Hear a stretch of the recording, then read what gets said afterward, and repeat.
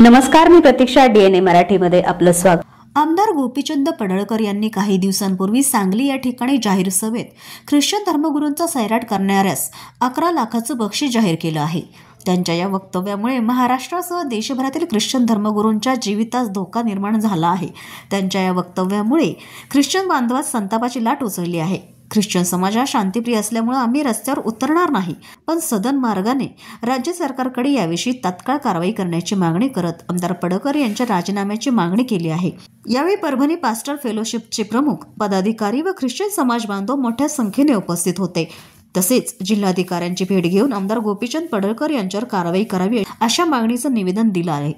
Parbhani pastor fellowship तथा परभणी ख्रिस्ती धर्मगुरू संघटना आणि परभणी ख्रिस्ती समाजाच्या वतीनं आमदार गोपीचंद पडळकर यांनी ख्रिस्ती धर्मगुरू यांच्या विरोधात जे निंदनीय विधान केलेलं आहे की ख्रिस्ती धर्मगुरूला पादरीला मारा आणि 11 लाखाचं बक्षीस घेऊन जा, या विधानाचा आम्ही जाहीर निषेध करतो आणि आमदार गोपीचंद पडळकर यांना कठोर शिक्षा व्हावी, त्यांची आमदारकी रद्द करण्यात यावी आणि जे काही कायदा आणि सुव्यवस्थेचा प्रश्न त्यांनी या विधानावरून निर्माण केलेला आहे त्याबद्दल आम्ही शासनाला निवेदन करतो की त्यांना शिक्षा करा. पास्टर फेलोशिपच्या द्वारे आणि संपूर्ण परभणी ख्रिस्ती समाजाच्या द्वारे आम्ही कलेक्टर साहेबांना भेटण्यासाठी आलो आणि त्यांना आम्ही एक निवेदन दिलं. ते निवेदन अशा प्रकारे होतं की सांगली या ठिकाणी आमदार गोपीचंद पडळकर यांनी जे काही विधान जे केलेलं आहे पाळक वर्गांसाठी, ख्रिस्ती धर्मगुरूंसाठी,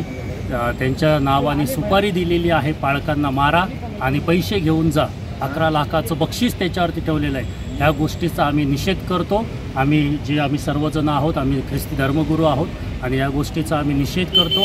शासनाला आमची अशी विनंती आहे की हा जो व्यक्ती आहे गोपीचंद पडळकर, हा व्यक्ती 2 समाजामध्ये भांडणं लावायचे काम करत आहे. प्रतिनिधी बालाजी कांबळे, DNA मराठी, परभणी.